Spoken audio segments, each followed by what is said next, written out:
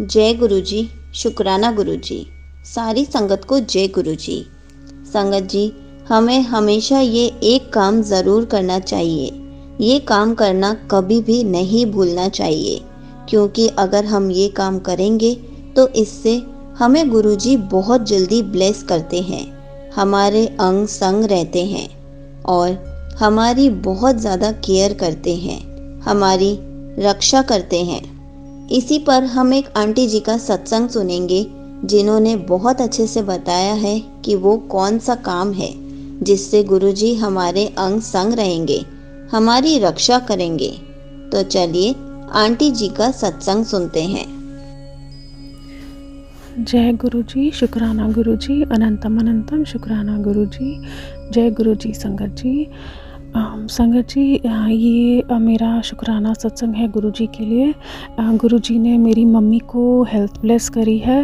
Actually मेरी mummy, मैं New Zealand में हूँ और मेरी मम्मी इंडिया में रहती हैं। तो पेरेंट्स मेरे, वो मेरी मम्मी को काफ़ी हेल्थ इश्यूज़ रहते थे, जैसे रहते हैं अभी भी थोड़े बहुत, बट गुरुजी उनको काफ़ी हेल्प करते हैं, ब्लेस करते हैं उनको। वो चीज़, सारे कष्ट जो हैं, बड़ी प्रॉब्लम्स छोटे में काट देते हैं। उनको ब्लड प्रेशर और शुगर की बहुत प्रॉब्लम रहती है। तो जब मैं इंडिया गई थी पीछे लास्ट ईयर 2023 में दिवाली के अराउंड, तो मम्मी हॉस्पिटलाइज्ड हुई थी। उसके अंदर उनका काफ़ी हाई ब्लड प्रेशर आया था, तो काफ़ी तबीयत ख़राब हुई थी। तो डॉक्टर ने उनको इमीडिएटली आईसीयू में एडमिट कर लिया था। तो मैं बहुत परेशान हो गई थी वहाँ पर, काफ़ी मतलब मैं बहुत सैड थी। और उस दिन एक्चुअली मम्मी ने मुझे बताया था कि मम्मी को सुबह गुरुजी के तितली दर्शन हुए थे, जब मम्मी बालकनी में खड़ी हुई थी। तो उस टाइम मम्मी ने मुझे बस मेंशन किया, तो मैंने कहा मम्मी बस आप ब्लेस हो गए हो, आप टेंशन मत लो, अब जो भी होगा, मतलब अब गुरुजी ने आपको ब्लेस कर दिया। क्योंकि उस टाइम भी मम्मी की तबीयत थोड़ी ठीक नहीं लग रही थी, तो मम्मी ने मुझे 2 बार बताया कि मेरी तबीयत ठीक नहीं लग रही है।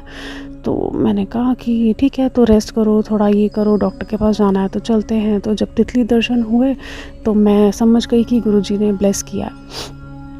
तो वही फिर जब थोड़ी देर बाद मम्मी की ज़्यादा तबीयत ख़राब हुई, तो हमने जब बीपी चेक किया घर पे, तो बहुत बहुत बहुत ज़्यादा हाई आया था। तो मैं उसी टाइम डॉक्टर के पास ले गई मम्मी को, और उस टाइम उन्होंने इंजेक्शन देकर बीपी को थोड़ा कंट्रोल में कर दिया।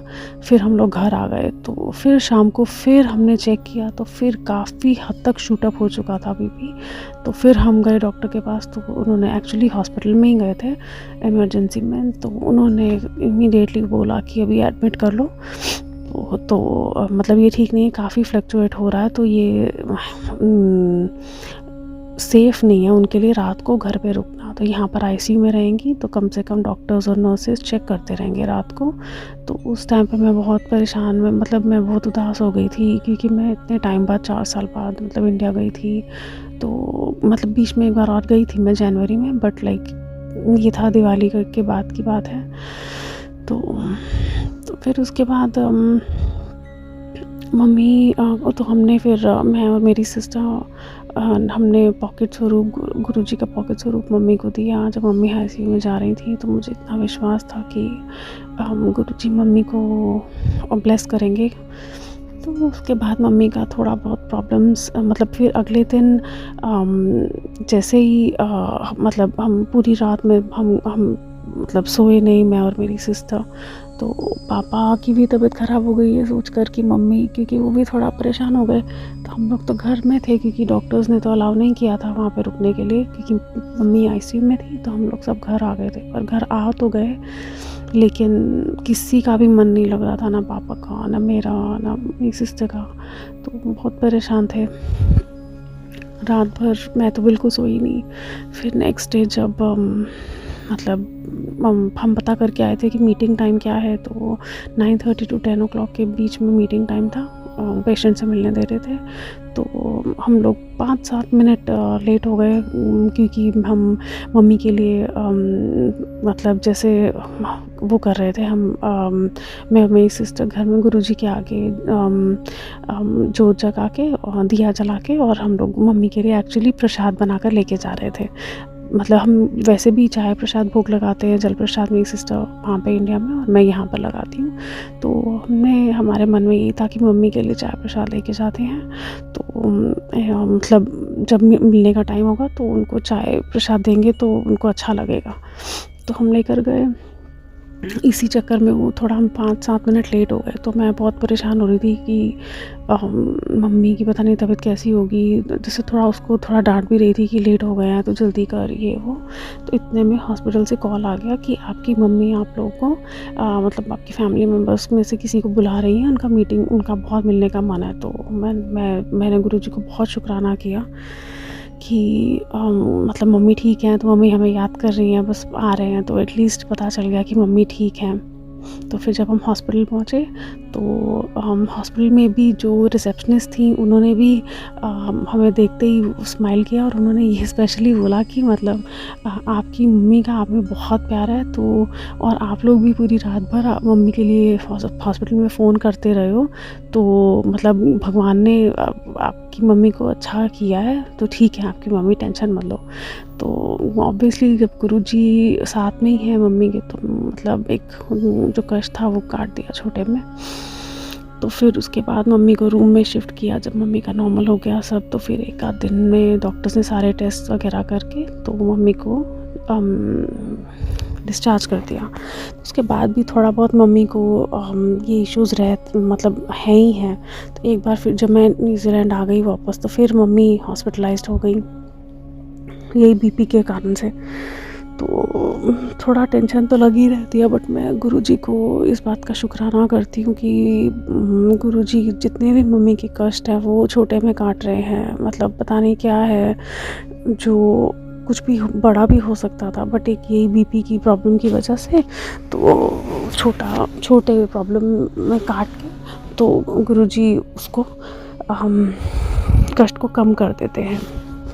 तो अभी मम्मी का आई का कैटरैक्ट का मतलब थोड़ा वो था, डॉक्टर ने बोला था कि मम्मी को कैटरैक्ट है।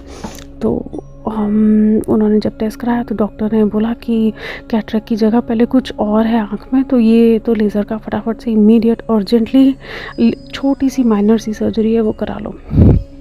तो मेरी सिस्टर मम्मी के साथ थी वहाँ पे हॉस्पिटल में, तो उनको उस टाइम इंस्टेंट डिसीजन लेना था। वो तो सिर्फ टेस्ट करवाने गए थे, आई टेस्ट ना, कि कब कैटरैक्ट का ऑपरेशन करवा सकते हैं, सर्जरी।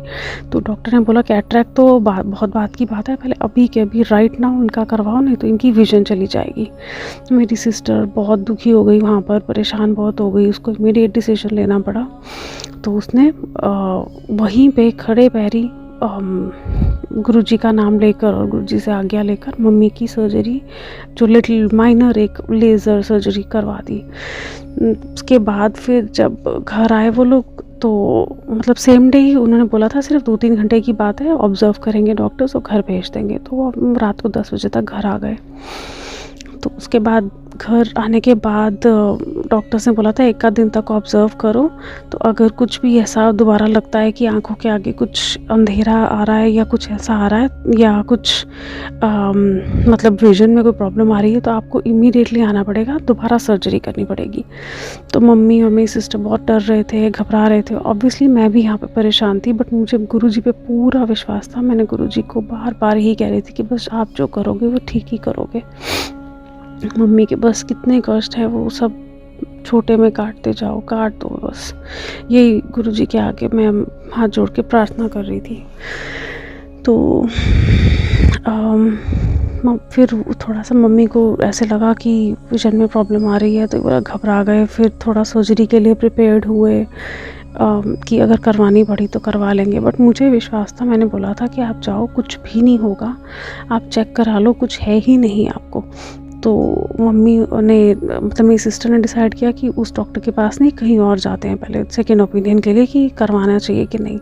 तो उन्होंने भी यही कहा कि नहीं, ज़रूरत नहीं है, और ऐसा ठीक है, ये नॉर्मल है। आफ्टर एक ये जो सर्जरी हुई है उसके बाद ये नॉर्मल है, कभी कभी विजन अप एंड डाउन होता है थोड़े दिनों के लिए, तो उसके बाद ठीक हो जाएगा। फिर वहाँ पर वापस उसी हॉस्पिटल में गए जहाँ से एक्चुअली सर्जरी करवाई थी, तो उन्होंने भी यही बोला कि टेंशन मत लो, ऐसा कुछ भी नहीं है। पता नहीं कैसे वो डॉक्टर्स ने पहले बोला कि अगर ज़रा सी भी अप एंड डाउन आता है तो आप आ जाना, दोबारा सर्जरी करनी पड़ेगी।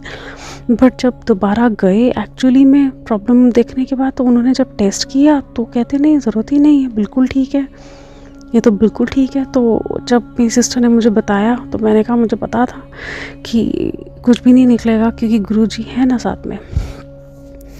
बस अभी मम्मी का थोड़ी हेल्थ का अभी भी चलता रहता है अप एंड डाउन, परेशान तो हैं, पर क्या करें, अभी ये तो मतलब ये तो लाइफ है। बट गुरुजी ने इतनी हिम्मत बख्शी हुई है कि वो जो कष्ट सहने की हिम्मत दी हुई है मम्मी को, और हम सबको इस चीज़ को एक्सेप्ट करने की कि हाँ ये हो रहा है, ऐसे हो रहा है, अभी डॉक्टर्स के पास चक्कर लग रहे हैं मम्मी के या कुछ है ऐसा, तो वो चल रहा है। गुरुजी का बहुत बहुत शुक्राना, गुरुजी हम सबको इतनी हिम्मत बख्शें कि बस हम एक दूसरे के लिए प्रे करते रहे। और गुरुजी के आगे अरदास करती हूँ मैं कि जो भी जिसके भी घर में कोई भी बीमारी या कोई भी प्रॉब्लम है, तो गुरुजी पे पूरा भरोसा करो संगत जी। गुरुजी आपका साथ ज़रूर देंगे। आपके कष्ट हैं वो तो देखो कटवाने ही हैं। गुरुजी ऐसा तो नहीं कहते कि कष्ट आएंगे ही नहीं, दुख भी नहीं आएंगे, पर गुरुजी हमेशा साथ रहेंगे, साथ रह के कटवाएंगे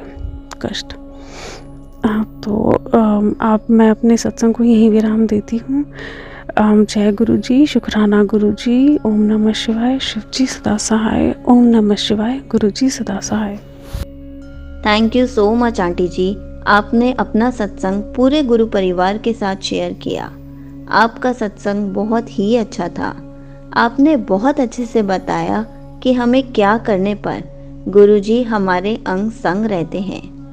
हमें कोई टेंशन लेने की ज़रूरत नहीं होती, क्योंकि गुरुजी खुद सब संभाल रहे होते हैं। संगत जी, ये बात बिल्कुल सच है। अगर हम गुरुजी का पॉकेट स्वरूप अपने पास हमेशा रखेंगे, तो गुरुजी हमारी अच्छे से केयर करेंगे, हमारे सारे छोटे छोटे और बड़े बड़े काम बनवाएंगे। अगर कोई भी बीमार है या हॉस्पिटल में एडमिट है, उनको जल्दी से जल्दी हेल्थ ब्लेस कर देंगे। हमें गुरुजी पर विश्वास इतना होना चाहिए कि गुरुजी हैं, सब संभाल लेंगे। हमें कोई टेंशन ही नहीं होनी चाहिए, क्योंकि टेंशन लेने के लिए तो गुरुजी हैं। हमें तो बस गुरुजी पर विश्वास रखना है। जय गुरुजी, शुक्राना गुरुजी।